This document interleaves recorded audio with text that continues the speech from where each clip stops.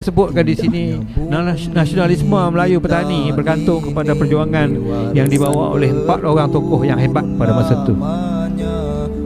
Tengku Mahmud Mahyudin, anak raja petani yang pertama, paksu kepada Tengku Ahmad Ritaudin, Menteri Luar atau Menteri Penerangan Malaysia dulu. Haji Sulong, Tuan Guru Haji Sulong, Tengku Abdul Jalal dan abangnya Tengku Putera. Ini orang tokoh-tokoh pejuang Melayu petani yang hebat. Kalau saya nak sebut latar belakang tiap-tiap seorang, Tengku Mahmud Mahyudin, anak raja petani, lahir di Istana Cabang 3 Petani, tapi dibesarkan di Kelantan.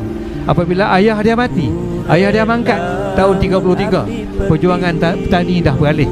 Kerana tahun 32 di Thailand sendiri 26 bulan Jun berlaku revolusi 1932, mengubah daripada monarki absolut, raja yang 100% raja Siam di zaman Raja Praja Dipok, jadi raja berperlembagaan.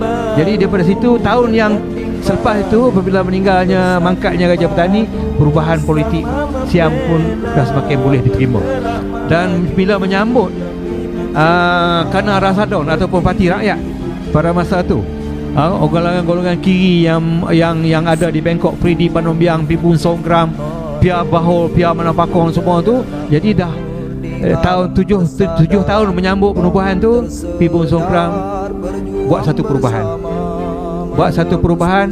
Nama Thai nama Siam ditukar kepada nama Thai, dan dia juga buat undang-undang budaya Ratanium. Ratanium tu orang Melayu tak boleh pakai serban lagi dah, tak boleh pakai songkok. Orang Melayu tak boleh pakai jubah. Orang Melayu tak boleh pakai kain. Orang perempuan tak boleh pakai kain tudung, tak boleh pakai hijab. Dan tentera-tentera Siam di zaman Jepun dulu dia mengawal ketat. Banyak orang Melayu, perempuan, makcik-makcik, pakcik kena sepak terajang di pekan-pekan nak di petani itu kerana tak ikut kebudayaan Ratanium yang menyuruh rakyat Siam pakai macam orang barat, pakai topi, pakai kot. Dan kebudayaan Ratanium juga ciplak daripada kebudayaan yang diterapkan di negara Jepun. Jadi Jepun dia ambil pakaian-pakaian barat, begitu juga di Siam nak diubah. Di sinilah mulanya bibit-bibit penentangan yang bersifat nasionalisme datang daripada 4 tokoh yang saya sebut tadi. Apa nama Tengku Abdul Jalal buat surat aduan kepada Pibun Songgram kerana Gubernur Siam di Petani mengutuk bahawa kemajuan yang cuba diterapkan di petani ini terganggu kerana agama Islam. Kerana orang Melayu disuruh menghormati patung-patung Buddha. Jadi Tengku Jalal marah. Dia buat surat bantahan 2 kali kepada Pibun Songgram.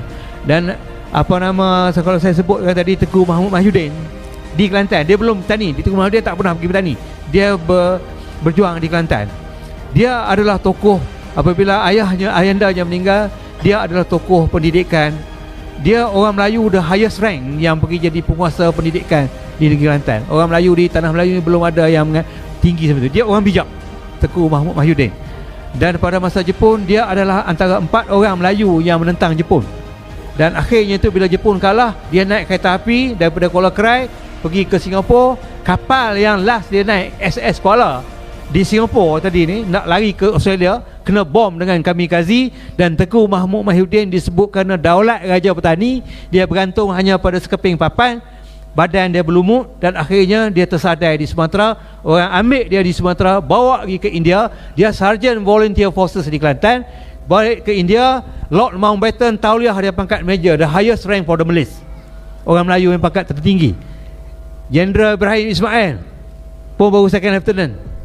Hussein On baru second lieutenant. Dia orang ni orang yang tentera tentera sedia Johor, tentera Johor yang pergi berkursus di India dan jumpa Tengku Mahmud Mahyudin. Tengku Mahmud Mahyudin ni diberikan pangkat Major dan diberi satu latihan kepada anak-anak Melayu yang cuba nak ambil balik tanah Melayu bertangan tangan Jepun.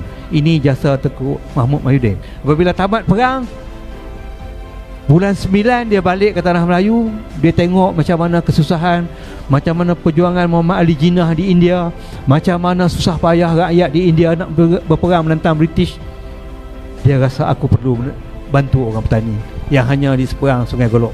Dan di sinilah dia mula terlibat dengan perjuangan petani. Tengku Mahmud Mahyudin, seorang yang bijak. Pada 1 November 1945, dia dengan Tengku Jalal, Tengku Putra buat surat hantar ke bangsa-bangsa bersatu supaya merujuk deklarasi San Francisco, membebaskan negeri-negeri yang bawah tanah jajahan di mana-mana saja, dan negeri-negeri itu pemerintahan sendiri. Dan daripada situlah mula perjuangannya Tengku Mahmud Mahyudin. Tengku Abdul Jalal pula mula-mula dia berjuang, dia diangkat, dia menang pilihan raya tahun 37. Pilihan raya pertama tahun 34 tidak ada orang Melayu yang jadi wakil daripada petani Jalal Naratiwat. Tahun 37 baru ada Kuprak, Ko Muda Adu Putra anak Raja Jambu, dan Tengku Jalal dengan Wan Abbas Wantih Diala.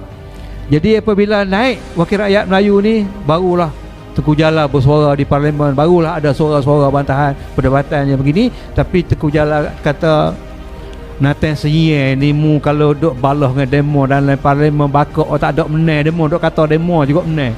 Pas ni ambo nak ajak nak kakak ambo Tengku Muhammad lari hidup Kelantan, kita berjuang di Kelantan. Kena kecek tani sikit lah.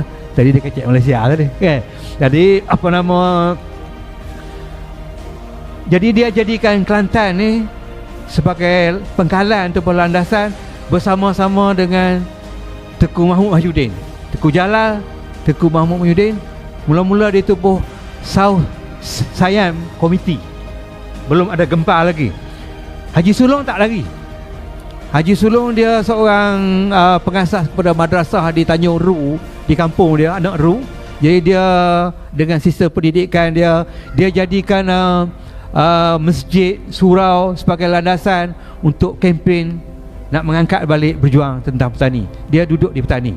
Dia ni lebih kepada memilih untuk mendapatkan autonomi berperintahan dalam kawasan negeri Siam. Dia kata kita nak kawasan autonomi, kita nak duduk di negeri Siam ni, kita nak duduk suku ya, rumah tapi dalam pagar sendiri, dalam pagar sekali. Jadi ini prinsip Haji Sulong pada mulanya. Seorang lagi Tengku Jalal, seorang yang berilmu tinggi. Dia ni menantu kepada Raja Petani terakhir, dia duduk di Pasir Putih. Dan inilah 4 orang yang berjuang, yang mengangkat semangat nasionalisme Melayu petani sebelum perang.